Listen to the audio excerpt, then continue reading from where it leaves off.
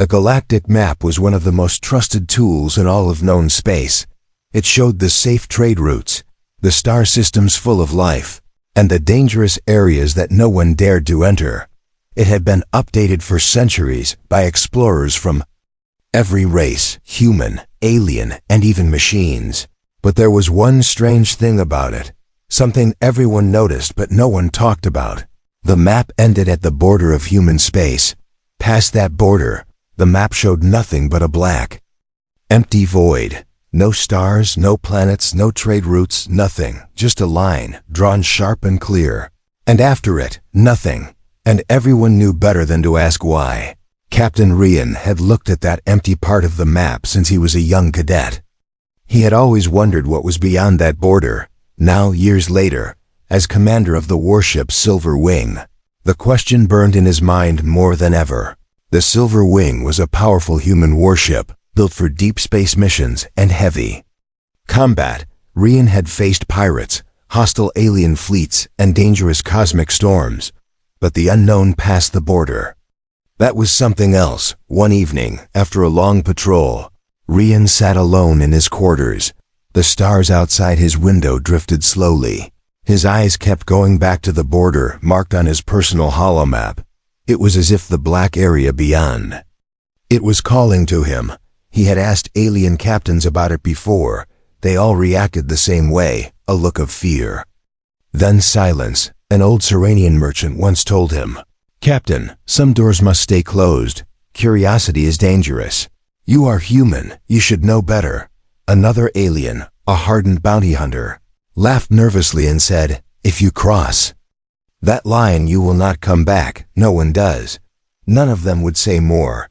That night, as the ship drifted near the border, a small, battered cargo vessel approached the Silver Wing. Its engines were failing, and its hull was scarred with deep burn marks. The crew brought the vessel aboard for inspection. Inside, they found only one person, an old human smuggler, barely alive. His face was pale, his breathing shallow. Rian knelt beside him. "Who attacked you?" he asked. The smuggler's eyes flickered open, full of pain and fear. With trembling hands, the man pulled a small data chip from his coat and pressed it into Rian's palm. "Take it. Don't let them find it," he whispered. Then he coughed violently, and blood stained his lips. "What is this?" Rian asked, but the smuggler didn't answer right away. His voice was weak, but his next words chilled the room. "They are still there," he said. His eyes went distant, as if seeing something far away. Then his body went limp. Rian looked at the data chip in his hand. It was old, a model used almost 200 years ago. "Bridge, run a scan on this," he ordered. Minutes later, the ship's SAI displayed the contents in front of him. It was a set of star coordinates, and they were located far beyond the border, deep in the black area of the map. Alongside the coordinates was a single corrupted audio file. A voice, faint but clear, repeated the same sentence over and over. "Do not awaken them." The captain felt a strange chill in his chest. He called his senior officers to the strategy room. The holomap projected the galaxy, with the border glowing red. The coordinates blinked like a small lonely star in the void beyond it. Commander Vale, his second-in-command, frowned. "Sir, you know the law. No human ship is allowed to cross the border. It's not just a rule, it's a treaty with the other races. We break it, and we risk war." Rian kept staring at the blinking coordinates. "Then tell me why the border exists," he said quietly. "Tell me why every alien acts like it's cursed land." No one spoke. The room was silent except for the hum of the engines. An alien officer on the crew, a tall gray-skinned Torvik named Hara, shifted uncomfortably. "Captain, I grew up hearing stories," she said. "They say humans fought something there. Something so terrible, the stars themselves burned. They say the survivors swore an oath to never speak of it." Rian turned to her. "If this thing was so dangerous, why leave a map at all? Why not erase it completely?" Hara's eyes lowered. "Because sometimes things must be remembered, so they are never repeated." The captain stood and walked to the window. Beyond it, The border shimmered faintly, a line in the darkness. Somewhere out there, past that line, were the answers he had sought for years. And now in his hand, he held the key. That night, while most of the crew rested, Rian sat alone on the bridge. The coordinates glowed on the display. His fingers hovered over the navigation controls. Part of him said to follow the law, to forget the smuggler's words. But another part, the part that had kept him alive through countless battles, told him to find the truth. The ship's eye spoke softly. "Captain, altering our course to these coordinates will take us beyond the legal travel zone. Are you certain?" He didn't answer right away. His eyes fixed on the empty void in front of them. The stars seemed to fade the closer they got to the border, as if space itself was warning them away. Finally, Rian spoke. "Plot the course," the AI processed. The command, the engines of the Silver Wing came alive with a deep, steady roar. In the quiet of the bridge, the sound felt like a heartbeat. Steady and unshakable, one by one, the crew members began to arrive. Commander Vale looked at the star map, his jaw tight. "You really think this is a good idea?" Rian didn't look at him. "I think it's the only way to find out the truth." The ship turned toward the border. The red line on the map grew closer with each passing second. Beyond it, only blackness waited. The crew watched in silence as the stars ahead seemed to vanish into the void. When the Silver Wing crossed the line, every light on the ship flickered. The comms crackled with static. Somewhere deep in the hull, a low, strange vibration began. It felt almost alive. No one spoke. Every eye was on the darkness ahead, and far in that darkness, something moved.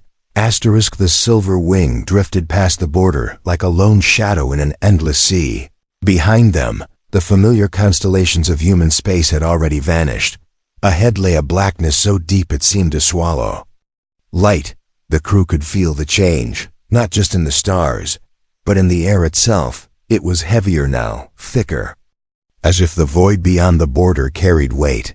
The ship's sensors flickered with static. The navigation display showed no stars, only a faint gray haze.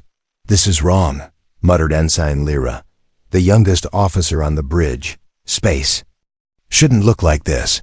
Her voice cracked with unease. Rian stood at the helm, eyes fixed on the black ahead. "Steady course," he ordered. His voice was calm, but his hand gripped the armrest a little too tightly. Hyra, the Torvik officer, stared at her console. "Captain, I'm reading energy signatures up ahead," she said. "Large ones, but they're scattered, no pattern, no movement." Vale stepped closer. "Could be asteroids," he suggested, but even he didn't sound convinced. The ship moved deeper into the void, and then, out of nowhere, lights appeared, dim shapes floating far in the distance. As they drew closer, those shapes grew clearer, and the crew's breath caught. They were ships, thousands of them, spread out like a field of metal bones. Human warships, alien cruisers, freighters, even vessels older than the Galactic Treaty, all of them broken, drifting silently. Many were split open, their hulls torn apart as though clawed by something massive. "Graveyard," Vale whispered. His words felt heavy in the cold air. Rian's eyes scanned the wrecks. "Any survivors?" The scanners swept through the field. A soft ping answered, one faint signal coming from a massive vessel ahead. The image on the display showed a human dreadnought, its hull scarred and blackened, yet still mostly intact. "That's the Iron Vow," Rian said slowly. "She disappeared 2 centuries ago during the Frontier War."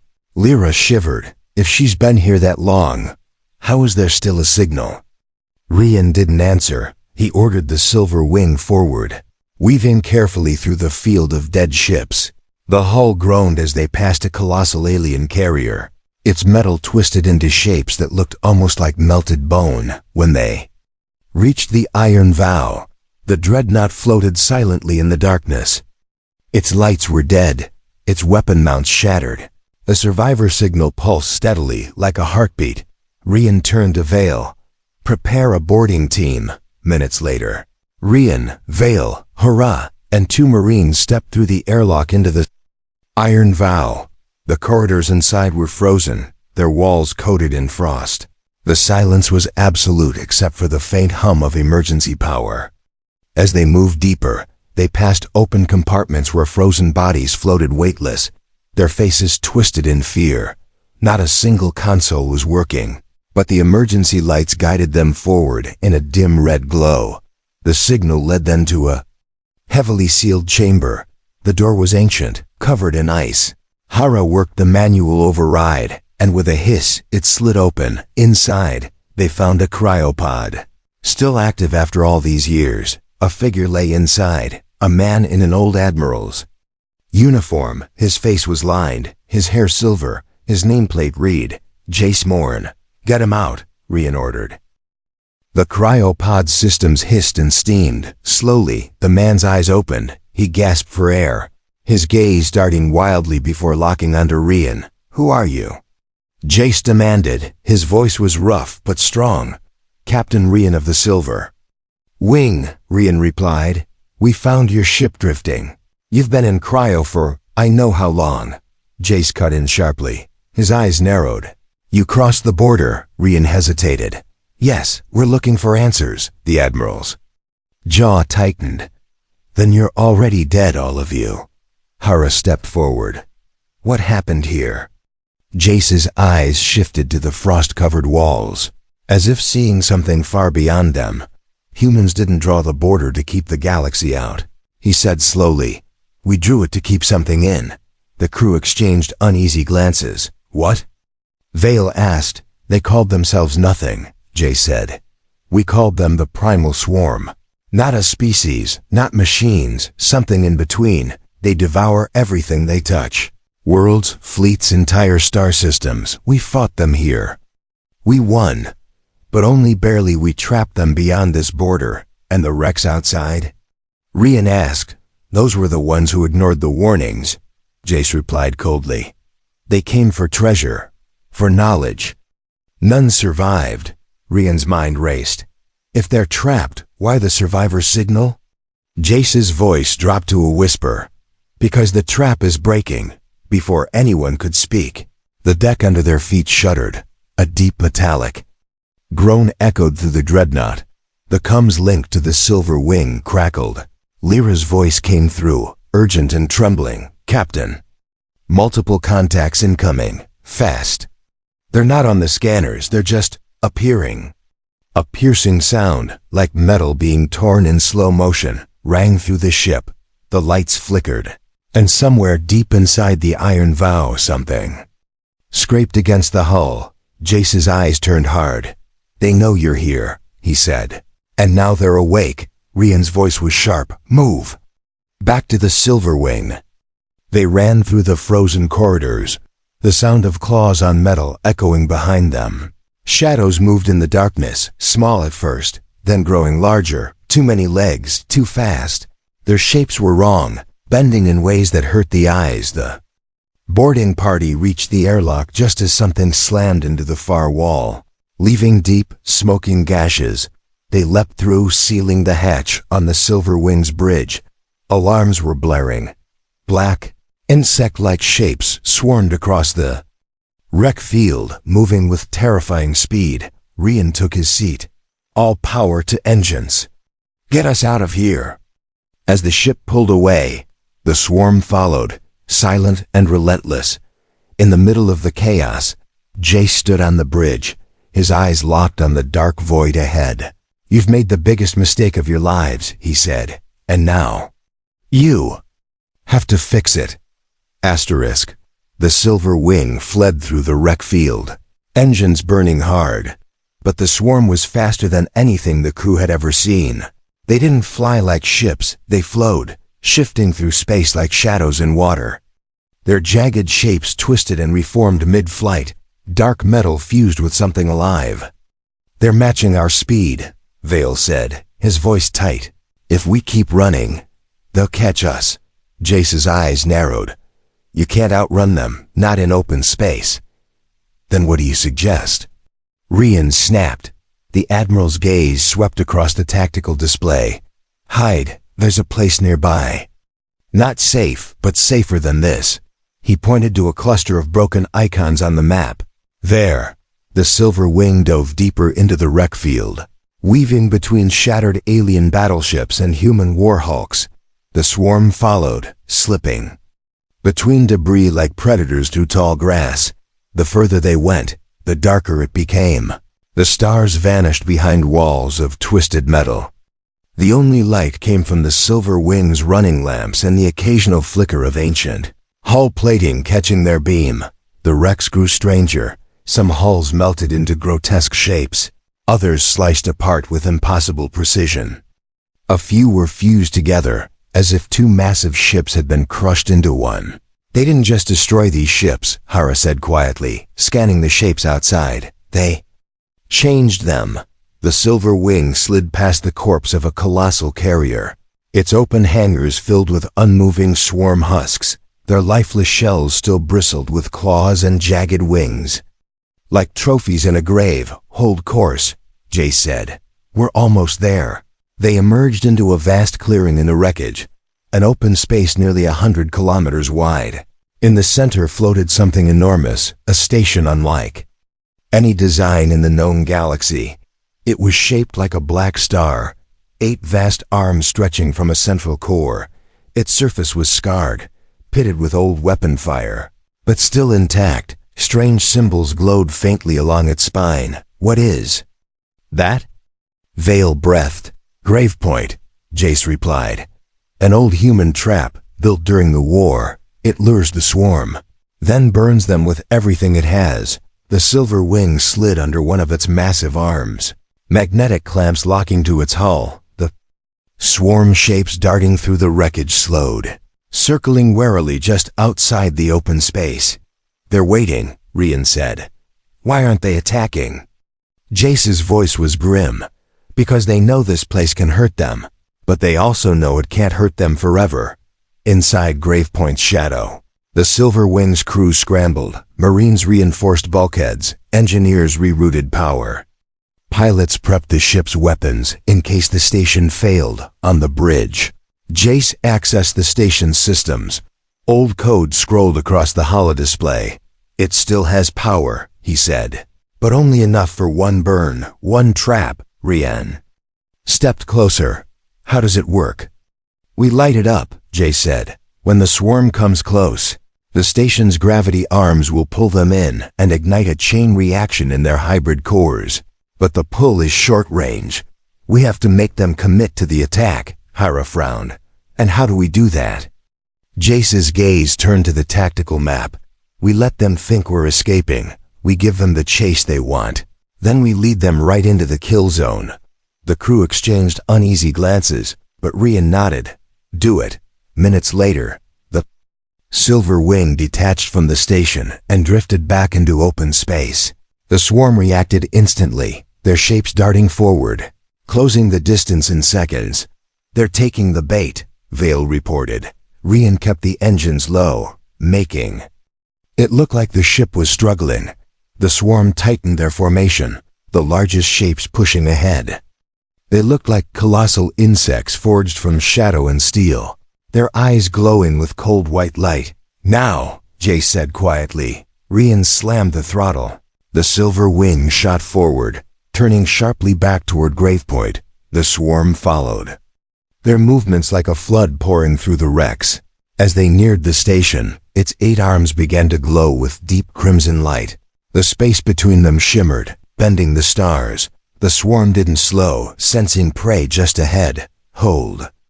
Jace murmured, his eyes locked on the swarm's lead ships. Hold. When the first wave crossed the invisible line, he shouted, Fire! Gravepoint roared to life. The glow of its arms became blinding as gravitational waves slammed outward. The swarm's leading ships were caught mid-flight, their sleek movements twisting violently as the pull dragged them toward the station. The Silver Wing dove beneath the kill zone, the crew watching in stunned silence as the trap closed. The station's core erupted in a burst of white fire. The swarm ships caught inside convulsed, their metal skins blistering and peeling away as something inside them writhed and screamed in frequencies too high for human ears.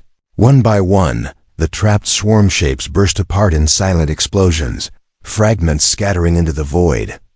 Others broke formation, scattering into the wreckage. The light faded, leaving the station dark once more. On the bridge, the crew let out slow, shaky breaths.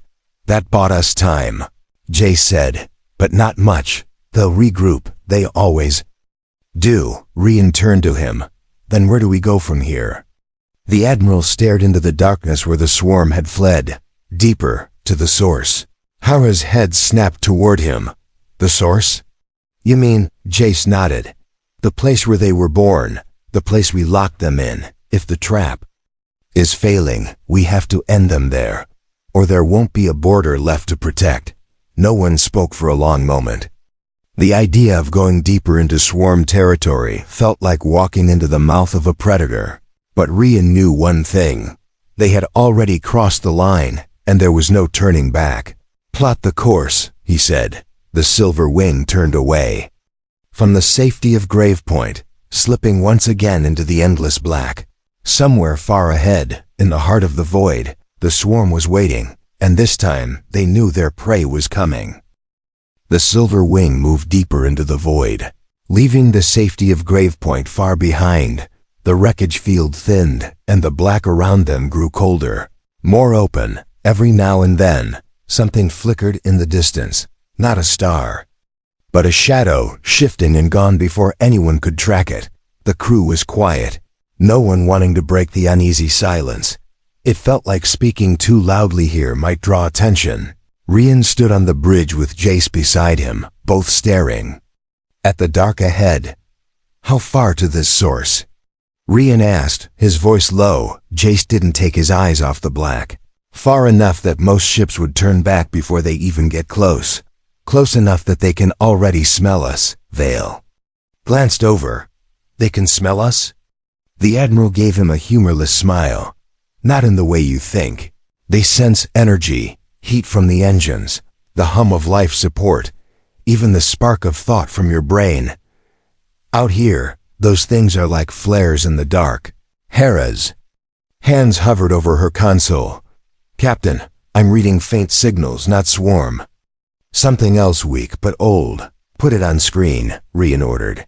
The display lit up with the outline of a massive structure ahead. It was broken, drifting. A station or a fortress, built on a scale larger than anything in known space.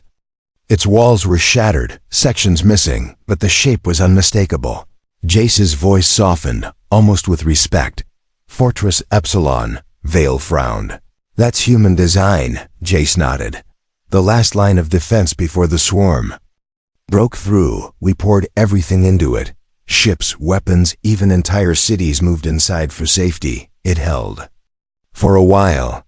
As the Silver Wing approached, the damage became clearer. Gigantic holes in the outer shell revealed twisted corridors and collapsed chambers inside.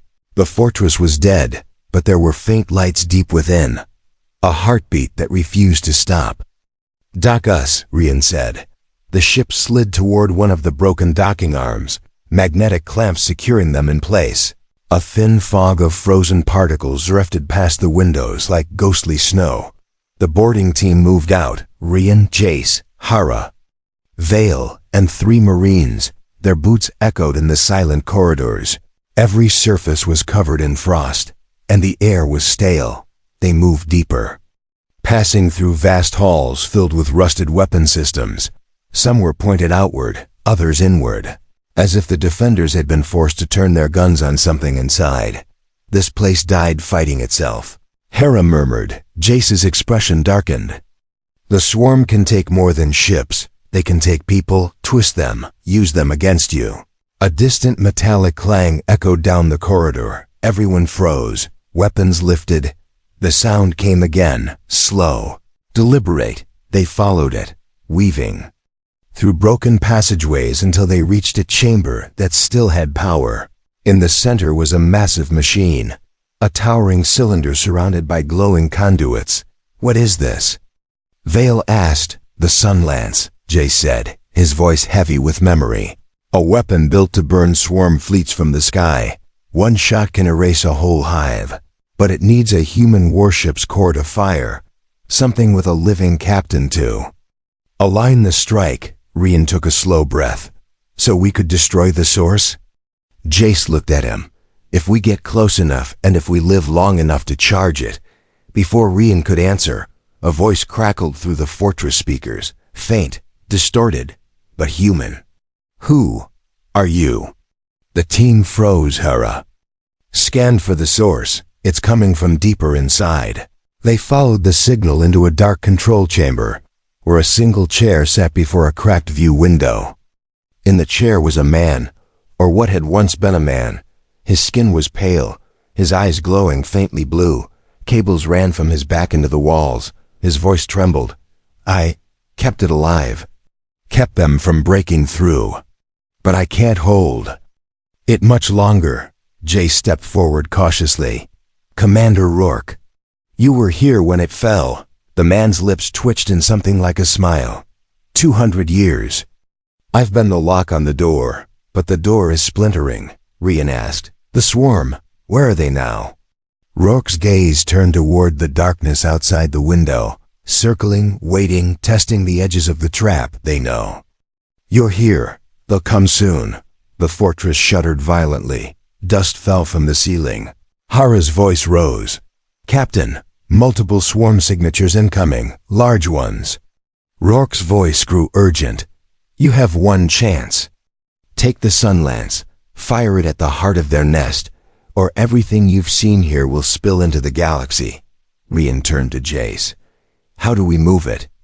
We don't, Jace replied. We bring the Silver Wings core here. We make the fortress the weapon. Vale looked between them. That means the Silver Wing will be dead in space. And we'll have to hold the line here until the lance fires. The fortress shook again, louder this time, somewhere deep in the station. Metal screamed as if being torn apart. They're here, Rourke whispered. And they're hungry. Rian's decision was instant. Vale, get back to the ship. Prep the core for transfer, Marines. Lock down every access point between here and the dock. Hera, get me firing coordinates. The team split, boots pounding against the frozen deck. The lights flickered as the fortress groaned under the first impacts. Through shattered windows, shapes moved in the black, huge, twisted forms. Their claws sinking into the fortress hull, from the bridge of the Silver Wing. Vale's voice came through the cum. Captain, they're boarding the ship too. Rian's reply was cold and steady. Then we hold them. Every second buys the lance more time. In the distance, the swarm closed in, their countless forms blotting out the little light that remained in the void. Inside the fortress, the last human defenders in history, prepared for a battle no one would ever record. And deep in the control room, Commander Rourke's faint blue eyes fixed on Rian. Don't miss. Asterisk, the first swarm strike hit like a hammer, shaking fortress. Epsilon to its core. Dust rained from the ceilings, and the floor plates trembled under the impact. Somewhere deep within the ancient station, metal screamed as it was torn apart. On the bridge, Rian gripped the edge of the command table. Report! Hera's voice was tight. Outer hull breaches on decks 12, 15, and 21. They're cutting through like the armor's paper. Vale's voice came in over comes from the Silver Wing. Captain, they're hitting us too, multiple. Boarders on the lower decks. We're holding them, but they're moving fast. Jace moved with the calm of a man who had been here before. This is how it starts. They hit hard and fast to scatter your defense. Then they come for the core. Rian glanced toward him. Then we keep them off it until the transfers. Done. The plan was simple but suicidal. Detach the Silver Wing's core and move it into Fortress Epsilon's Sun Lance chamber. Once connected, the lance could be charged and fired, burning the swarm's source out of existence. But during that time, both ship and fortress would be under constant attack, and the Silver Wing would be dead in space. In the loading bay, Marines hauled the glowing, cylindrical warship core onto an anti-grav sled. Its hum filled the air like a living heartbeat. The escort team formed a circle around it. Weapons ready. Move it, barked Sergeant Rowland. We lose that core, we're all dead. They pushed forward through icy corridors, their breath misting in the cold air behind them. Echoing screeches and the sound of claws on metal drew closer on the outer hull of the fortress. The swarm moved like a black tide. Hundreds of twisted forms crawled over the surface, their limbs bending in unnatural ways. Some drilled into the metal with molten claws. Others melted directly through with streams of corrosive fluid. The first breach came in the east hangar. A blast door buckled under pressure, and the swarm poured through creatures shaped like living blades, their bodies armored in black chitin fused with glistening steel. Marines opened fire, the corridor filling with the thunder of rifles and the flash of plasma bursts. The swarm shrieked but kept coming, each one that fell replaced by two more in the control chamber. Commander Rourke's voice rasped over the comms. "Captain, they're inside every major access point. I'm sealing off the inner ring, but it won't hold for long." "Just hold until that core is connected," Rian replied. "We only get one shot at this." The core transport team reached the Sun Lance chamber. The massive weapon stood silent, its cylindrical heart empty. Rourke's systems had already cleared a space for the Silver Wing's core. "Get it in," shouted Rallin. The core slid into place with a heavy metallic thud. Energy conduits snaked out from the Lance's housing, locking onto the core's ports. Lights flared across the chamber as the ancient weapon drank in new power for the first time in centuries. Back on the bridge, Jace's eyes scanned the growing swarm signatures on the display. "They know what we're doing. They'll throw everything at us now, almost on cue." The entire fortress rocked with another impact. This one was so strong. It knocked Rian against the console. Hara's voice rose. "They've breached the outer ring near the Lance chamber, cutting straight for it. Rallin, you've got incoming." Rian barked into the comm in the Lance chamber. The Marines turned toward the bulkhead just as it began to glow red-hot. Claws punched through, tearing it apart. The first swarm beast leapt through the opening, taller than a man with a head. Like a serrated blade, its claws swept out, catching one Marine and slamming him into the wall. The others opened fire, the confined space filling with smoke and the stink of burned chitin. The beasts fell, but more kept forcing their way in, their movements jerky yet fast. "Core's at 30% charge." Rourke's voice came.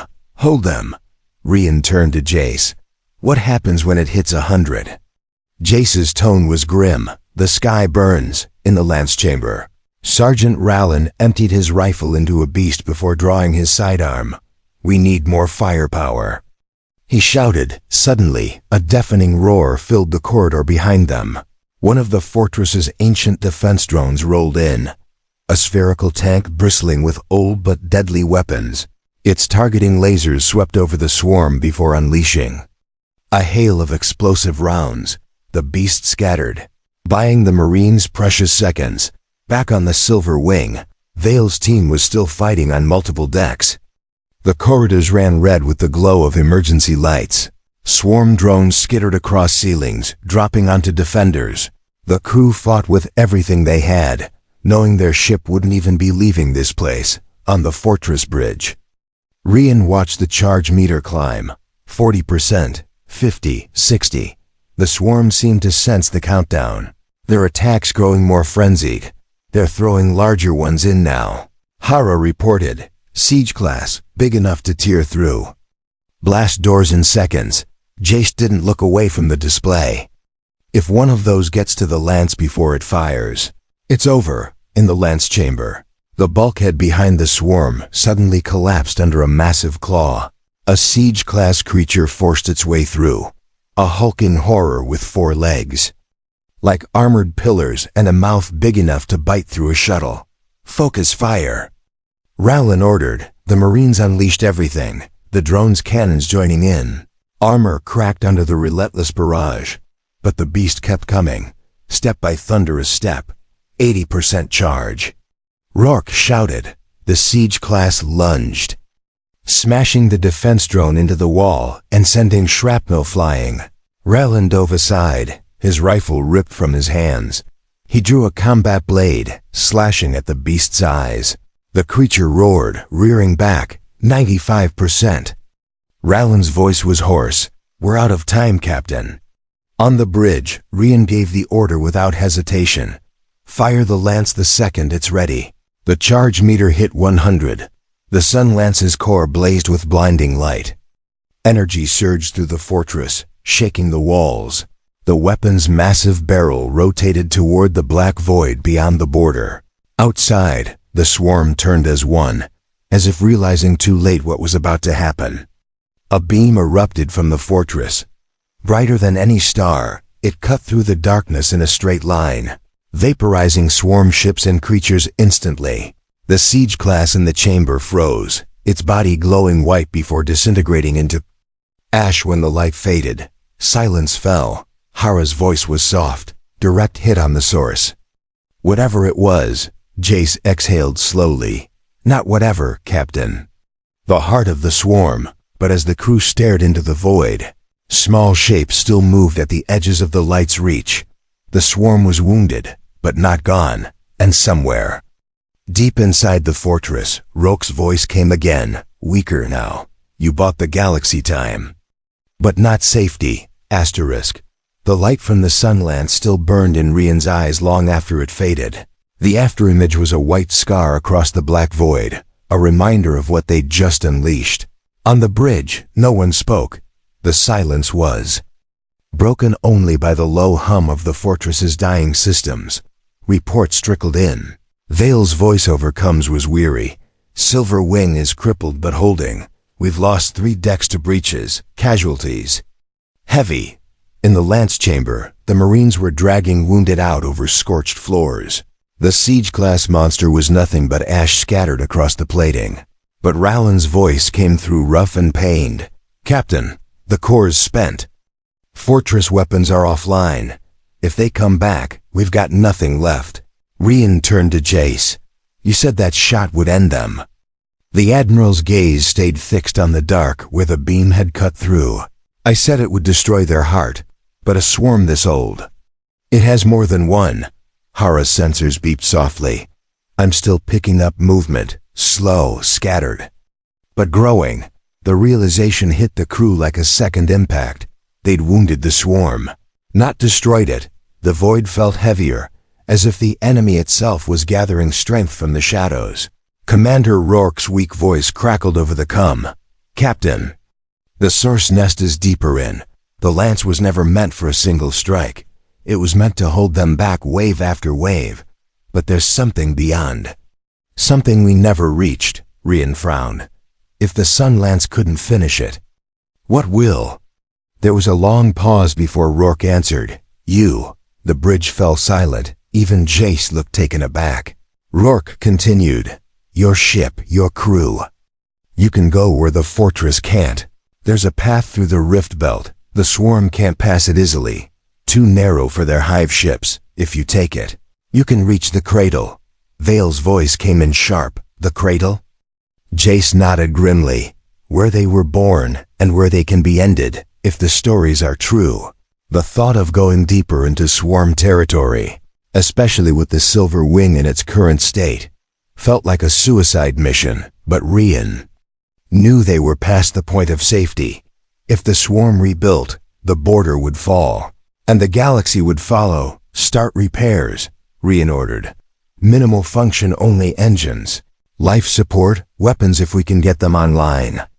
We leave as soon as we can move." It took hours. The fortress crews and Silver Wing's engineers worked side by side, welding torn hull plating, rerouting damaged circuits, sealing breach after breach. Every few minutes, the distant sensors caught a flicker of swarm movement, but nothing came close. It was like they were waiting, circling the kill zone in that quiet. The crew almost forgot they were in the most dangerous part of the galaxy, almost, when the Silver Wing finally detached from Fortress Epsilon. Her engines sputtered before catching with a low, throaty roar. She was slower now, scarred, but alive. The fortress loomed behind them like a wounded giant, its arms dark, its weapons cold. Rourke's voice came one last time. "If you make it, don't come back this way." The fortress won't hold again, Rian didn't promise. He just closed the channel. The rift belt lay ahead, a stretch of twisted space where asteroids, derelict ships, and broken moons drifted in chaotic patterns. Gravity eddies swirled like invisible storms, pulling anything unwary into crushing collisions. Hara plotted a course through, her voice steady but tight. There's one path narrow enough for us to squeeze through without being torn apart. It's not forgiving. Nothing about this place is. Rian replied. They entered the belt. The ship's hull creaked under sudden gravitational tugs. Massive fragments of shattered worlds drifted past, some the size of cities, others no larger than a shuttle but moving at speeds that could tear through armor in a heartbeat. Vale manned the thrusters manually, easing the silver wing through gaps no wider than her wingspan. At one point, a spinning fragment of a swarm hive ship drifted close, its surface still crawling with lifeless frozen swarm husks that clung like barnacles. Hours passed like years. Every turn of the belt felt like threading a blade between two other blades. But then, they emerged into open space. The cradle lay ahead, and it was nothing like the crew expected. It wasn't a planet, it wasn't even a station, it was alive. A massive sphere of black and silver stretched across the void, its surface moving slowly like the hide of some enormous beast. Towers and spires jutted from it, glowing faintly with the same cold white light they'd seen in swarm eyes. It pulsed, a slow, steady rhythm that matched no star, no machine. "That's not possible," Hara whispered. "It's breathing." Jace's voice was low. "That's their home, their hive, their god all in one." Rian leaned forward, scanned for weaknesses. Hara's hands moved over the console. "There's a central mass, denser than the rest. Energy output's massive. That's your kill point. But Captain, whatever's inside that thing knows we're here. I can feel it." The ship's coms crackled with static. And then, without warning, a sound filled the bridge. Not speech, not language, but a deep, layered voice that scraped against the mind itself. It wasn't speaking in words, but every crew member understood the meaning. "We remember you." The sphere shifted, and parts of its surface began to open, revealing vast hangars full of swarm ships. One by one, they launched not in frantic swarms, but in perfect, deliberate formation. Jace's hand closed into a fist. "They're not running this time. They're challenging us." Rian didn't flinch. "Good," he said, "because we didn't come here to run." The silver wing powered forward, scarred but unbroken, toward the heart of the swarm. As the cradle awakened in the darkness, the cradle filled the view screen like a nightmare given shape. Its black and silver surface shifted in slow, unsettling waves, spires rising and falling as if the entire thing was alive and breathing. The faint white glow from its towers pulsed in time with that slow rhythm, and with every pulse, the silver wing system seemed to shiver. Rian stood on the bridge, watching the display. "How far to the core?" Hara's voice was quiet but steady. 600 kilometers to the central mass. "But Captain, the swarm ships are closing that distance a lot faster than we are." On the tactical screen, dozens of contacts lit up, forming perfect arcs. Ahead of the silver wing, these weren't the chaotic, frenzied attacks they'd seen before. The enemy moved in precise, deliberate patterns, a wall of living weapons. "They're protecting the cradle," Jace said grimly. "If we want to reach the core, we're going to have to punch straight through them." Vale looked over his shoulder. "We're still running at half power from the repairs. If we go into that swarm head-on, we'll be torn apart before we get halfway." Rian's eyes stayed locked on the cradle. "Then we won't go through them. We'll make them come to us." The crew exchanged glances. Waiting for him to explain, Rian pointed to a section of the cradle's surface. "That spire there. It's feeding energy directly to the smaller ships. If we hit it, we break their formation and draw them out. Then we take the opening to get to the core." Hara's hands flew over her console. "Target locked, but it's a tough one.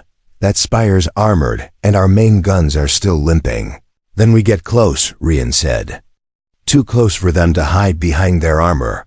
The silver wings surged forward, weaving between the first waves of swarm ships. The smaller ones darted in like knives, their claws scraping the hull before being blown apart by point defense.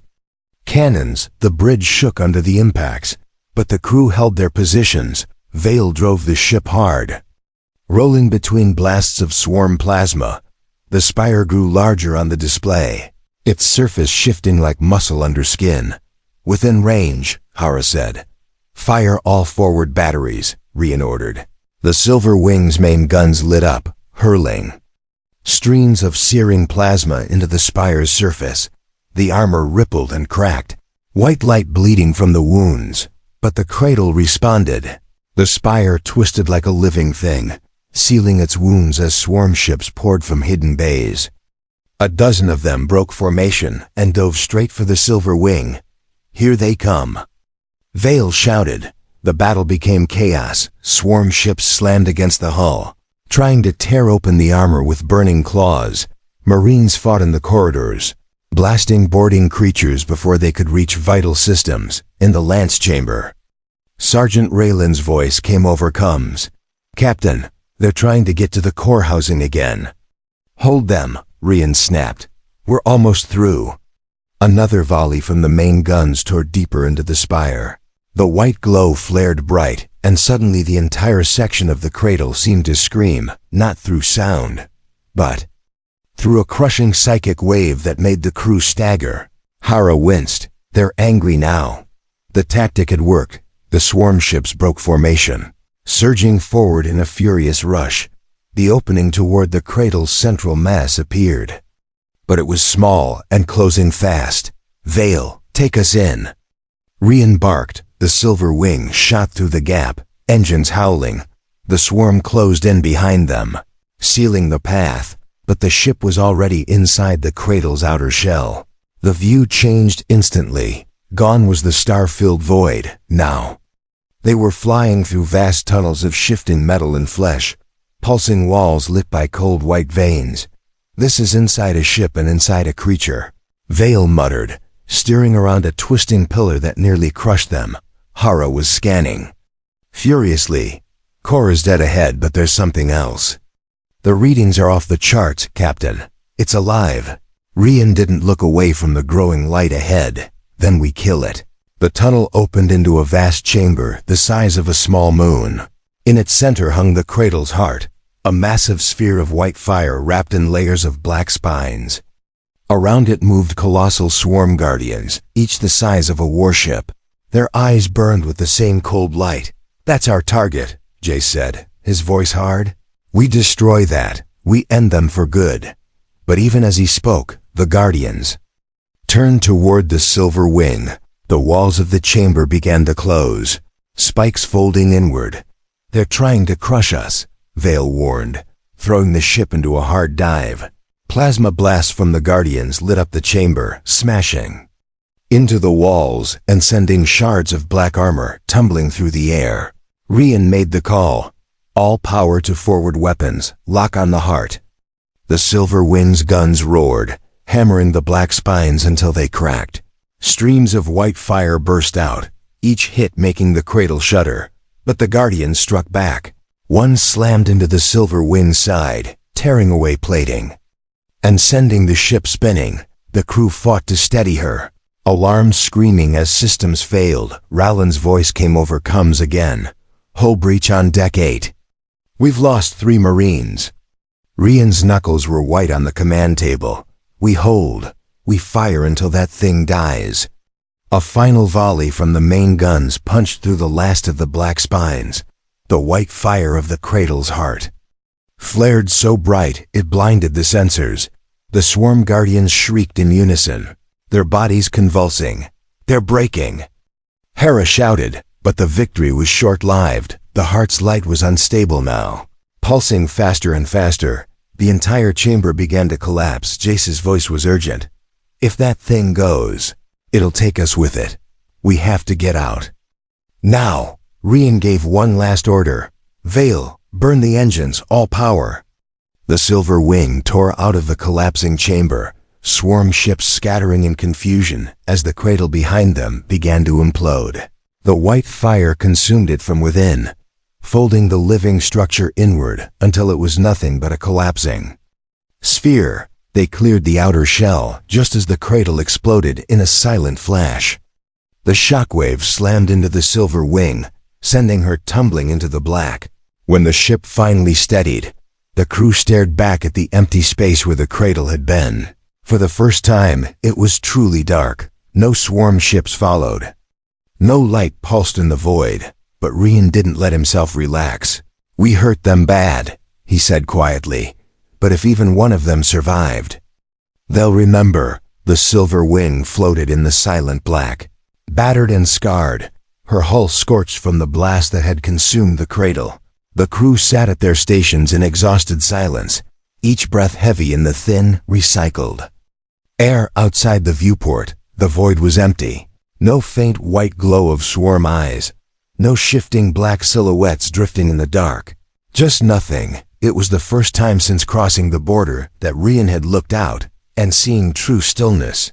"Scans?" he asked quietly. Hara's fingers moved over her console. "Nothing, Captain. Not even debris."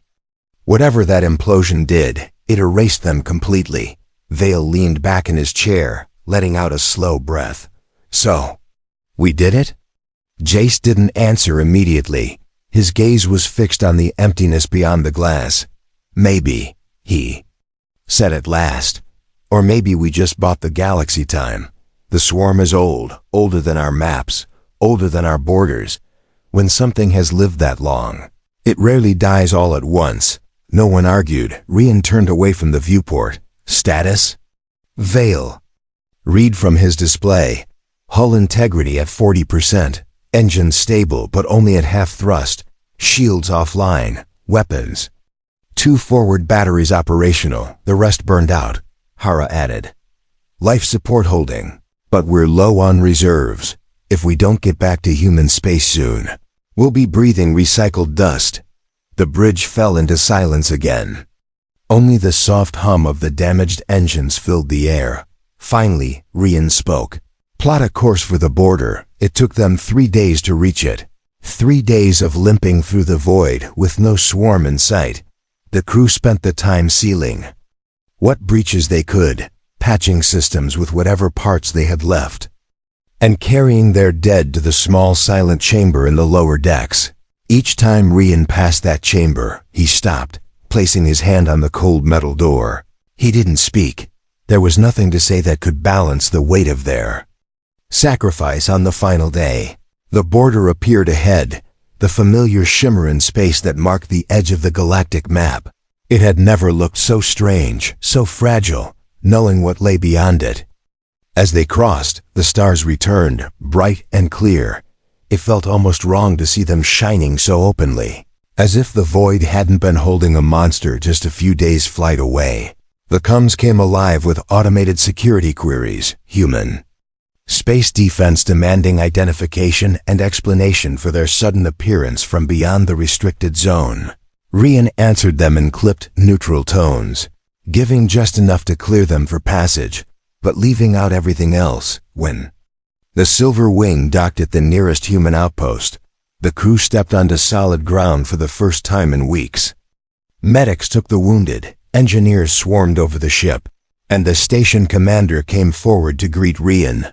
"You crossed the border," the commander said flatly. Not asking but stating the fact, Rian met his gaze without blinking. "We investigated a distress signal. We encountered resistance. We neutralized it." The commander studied him for a long moment, then simply nodded. "Understood. I'll expect your written report." In the days that followed, the official record was carefully crafted. It spoke of a minor skirmish with an unidentified hostile force, of a threat neutralized with no significant details. It did not mention the swarm, the cradle, or the fortress that had burned itself to keep the galaxy safe. Only those who had been aboard the Silver Wing knew the truth, and they carried it in silence. Bound not by orders, but by understanding. Some truths were too heavy for the galaxy to bear. One evening, as the Silver Wings crew gathered in the station's mess hall, Vale raised a glass. "To the ones who didn't come back," he said. His voice was steady, but his eyes were hard. The others raised their glasses too, even Jace, who had seen more wars than anyone at the table. They drank in silence, the hum of the station filling the space between them. Later, Rian stood alone on the station's observation deck, staring out at the stars. The border shimmered faintly in the distance, a thin line between light and darkness. Hyra joined him.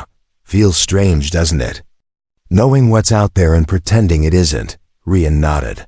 "The map will stay the same. The border will still mark the end of human space.